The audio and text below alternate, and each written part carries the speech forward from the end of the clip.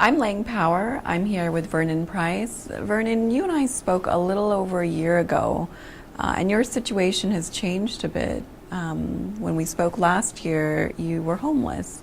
Can you update us on your situation? Yes, ma'am.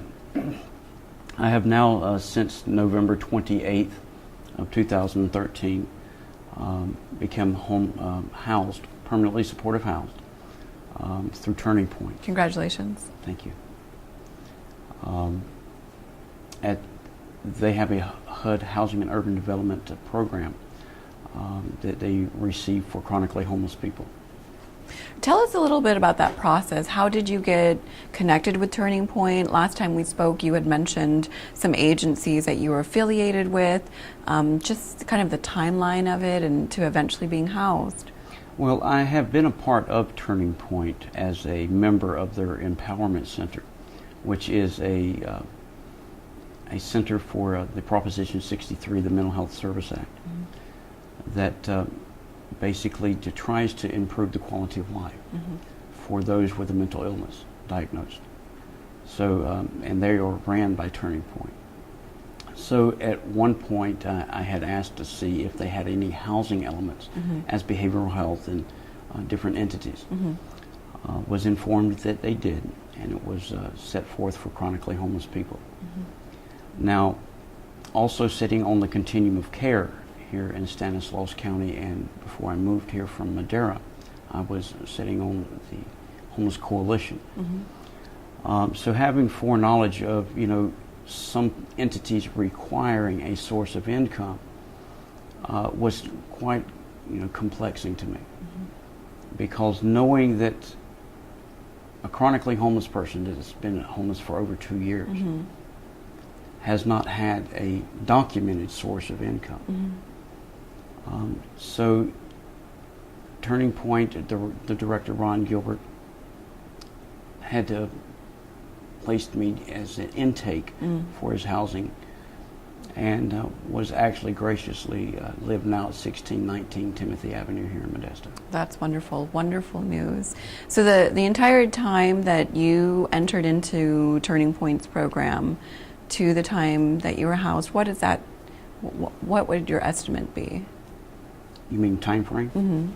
I was involved here the March of 2012. Okay. When I first arrived here in Modesto from Madera. And I would probably say I became involved with Turning Point Empowerment Center a month after that. I see. And then became housed this past November. Okay, so under 2 years, a little That under is 2 correct. years. Okay. What a tremendous accomplishment. What does life look like for you now? I know last time we spoke, you had spoken of challenges of being homeless, of not having a home. What does that look like now that you have a house? Well, as long as I was homeless, I mean, and that was for quite some time, I won't indulge the length, but it is a good stress, a good change. But not being housed for a long period of time, it takes getting used to. Even though it's a dream come true, it's perplexing to now be able to come and go as you want to, and you have tangible keys. So that takes some getting used to. It increases my depression because of being around people, and I try to stay that way. But being alone is a challenge to overcome. That's interesting. So you find yourself with increased depression now that you're housed? Because in the beginning, because it's such a catastrophic change. It's a life-changing experience. What I used to take for granted, to be able to get up and take a shower, to lock a door, now is more precious and more valuable. The tangible things in life can be replaced, but it's that one time in my life that I overlooked and took for granted, that it would always be lucrative in there. my eyes now, because of being homeless, is been broadened, really opened. So what's next in terms of, so the house is through Turning Point and you're there indefinitely? I'm hoping. Okay, Yes, ma'am. great. This is like they say, permanent supportive. It's not temporary or sheltered. Wonderful. It is, a permanent mark. Okay. Um, You do have some news in regards to some positive growth in your own yes, ma'am. development. Can you talk a little bit about that? Yes, ma'am. I because of a very good support network, which you are personally involved with, along with some others in this community, that has really been a backbone when one is stretched outside of our comfort zone. It's growing pains, and dealing with us and myself through those growing pains. I greatly appreciate it. And now I am on a regular regimen of therapy. My medications has really improved the quality living part of my life, instead of being reclusive. I am now, in 3 days, will have new teeth. Congratulations. That's another life-changing experience. Congratulations. Can you talk a little bit about that process? How you're acquiring it? What agencies assisted you? Yes, what does ma'am. that process look like? When the Obamacare come through, excuse me, that enabled the greater percentage of the homeless population to qualify for Medi-Cal. Up to that point, we were not qualified unless we were approved for SSA or SSI, which is supplemental income disability. And when it opened up the doors to Medi-Cal, it opened up the doors went to Dentures, which came through this past April 1st through the Ninth Circuit Court of Appeals. So through the Affordable Care Act, which expanded service or medical coverage, that included Dentures. That is correct. And then you applied. Yes, ma'am. And were approved. So the Dentures. Now that's something that was always on your list, and you said, once I can, I will. In 2007, I engaged Dentures with a dentist in Madeira, and midways yanking, pulling my teeth, and doing 2 root canals, it was discontinued.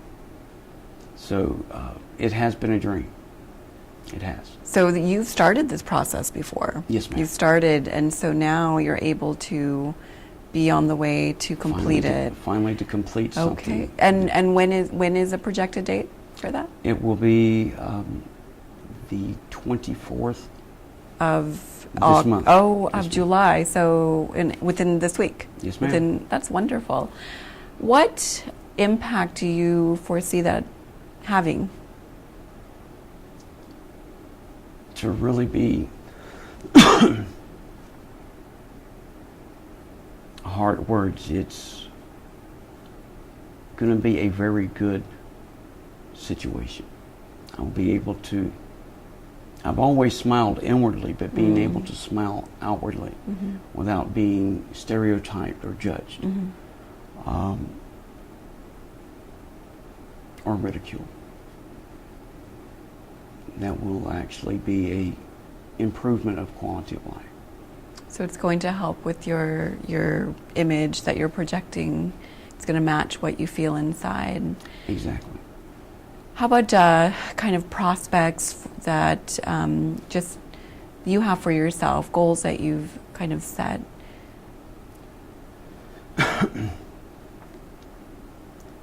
When a person or when I set my goals, when I first became housed, I'm going to really be honest with you and the public that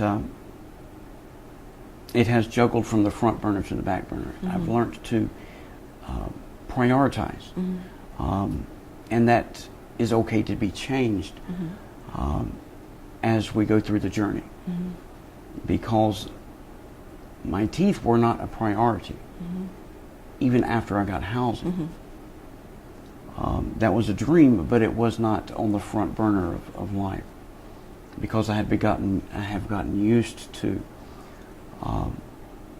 the way that I am, Mm-hmm.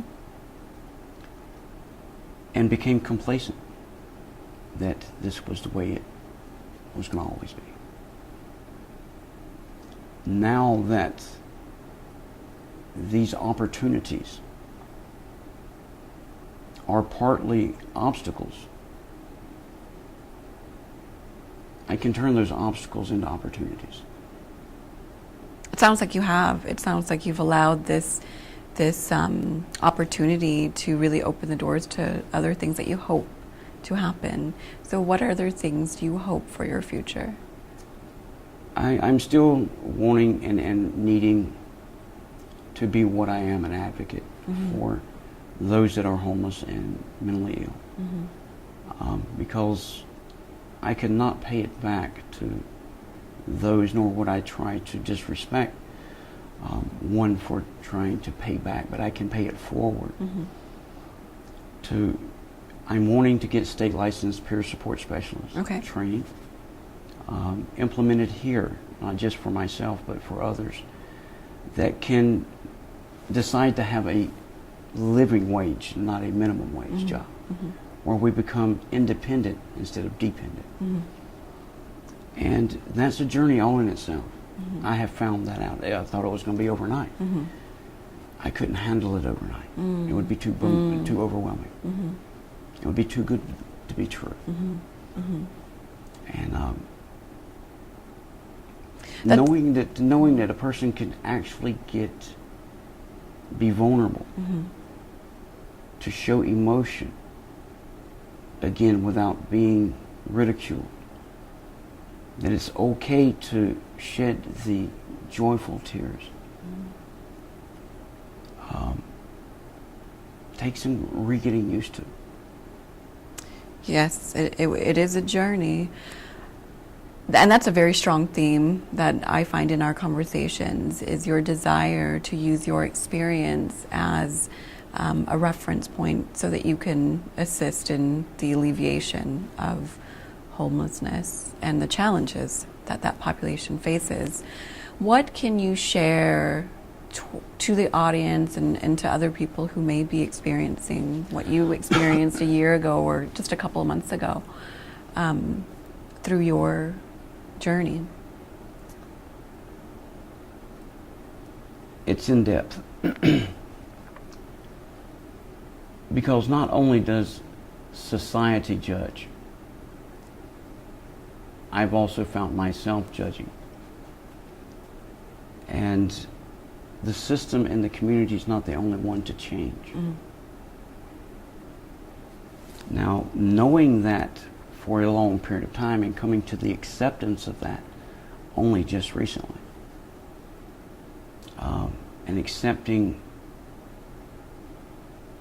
constructive criticism and refinding out what that is, resetting boundaries. All of this is a regrowth.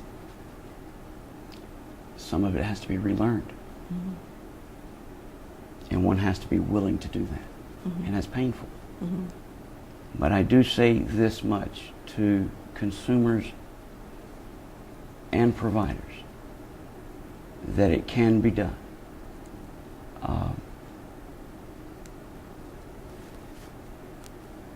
Coming from a past of narcotic abuse,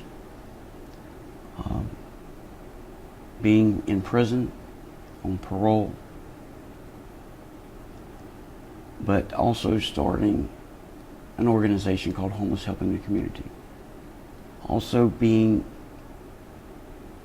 able to re-engage and reconnect in mainstream society. It can be done. Mm-hmm. It can't be done alone. Only in partnerships with providers and consumers. Mm-hmm. Mm-hmm. Working together, we can do all things. Mm-hmm. That's very powerful that you believe that, and I think your example is such a testament.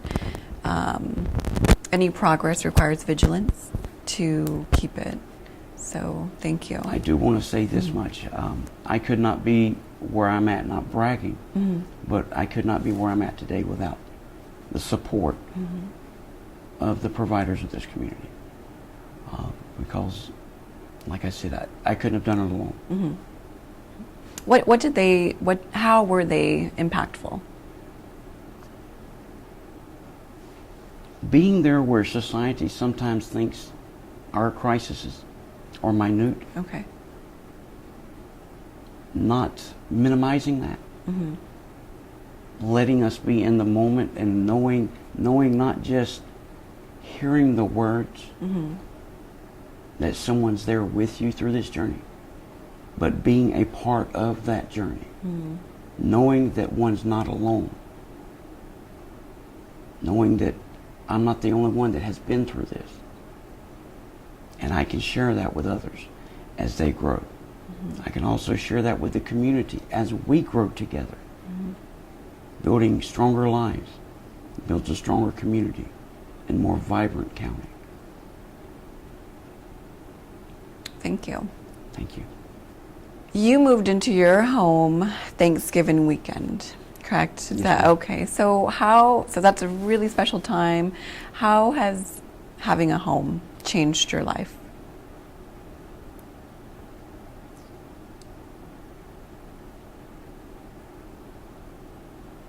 It has improved drastically, but it has taken time to enjoy that improvement.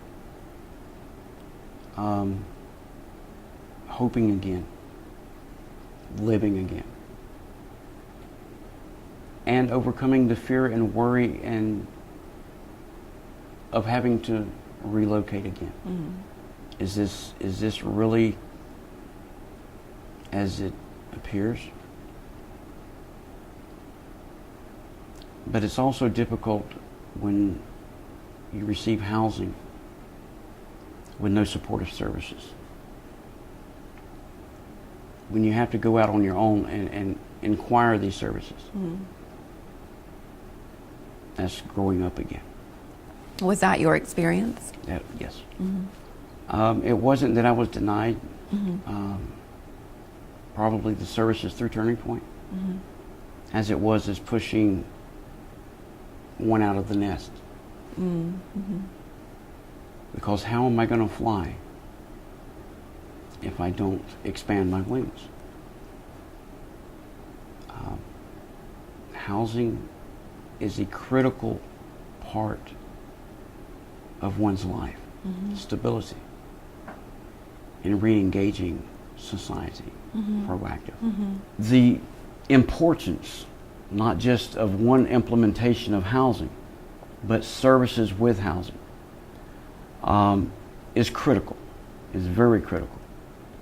Because in that services provides safety of growth also. Now, I have been complaining about my situation since November 28th.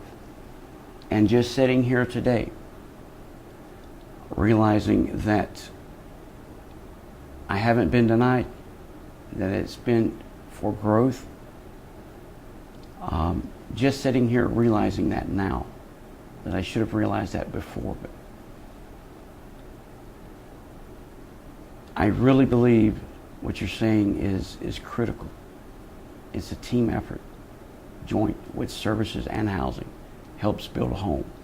But sometimes we have to go out on our own and find those with a good support network. Ron Gilbert wasn't denying me those services as it was requiring me to grow up and search for those services myself, because that we work for grows. Do you see that as a risk, though, for those that may not have the wherewithal that you may have? I'm glad you said that, because yes, ma'am, it is. Not only should a job manager, business owner, take the risk of employing a person that's like myself, 10 years homeless, without my first active job with documented with EDD is 2001, and we are now in 2014. Right. They should not be the only one to take the risk. I must allow myself to be vulnerable in these sensitive areas that have been trampled on over a period of time of homelessness. That it's okay to take risks, calculated risks. That we have to step outside of my comfort zone. Yeah. I guess I was thinking, if we're looking at a model for reintegration, would it be the best model to have those who receive housing go out and kind of look for services on their own without some parameters of guidance? It sounds like it worked for you. It did, but I'm not going to say it was easy. I turned my keys in the second time and said, I'm through. Felt like I was being rejected, denied, because that's what I was used to. Knowing, sitting on the continuum of care here in Stanislaus County, I should be definitely aware of the services that are out there and available. Okay, in my drug-addicted years, I didn't mind walking from one end of the county to the other in rain even to get my next fix. So why can't I go that extra mile, that extra step to improve the quality of my life? So I'm looking at it differently. It sounds like it. It takes time to get there. Yeah, great.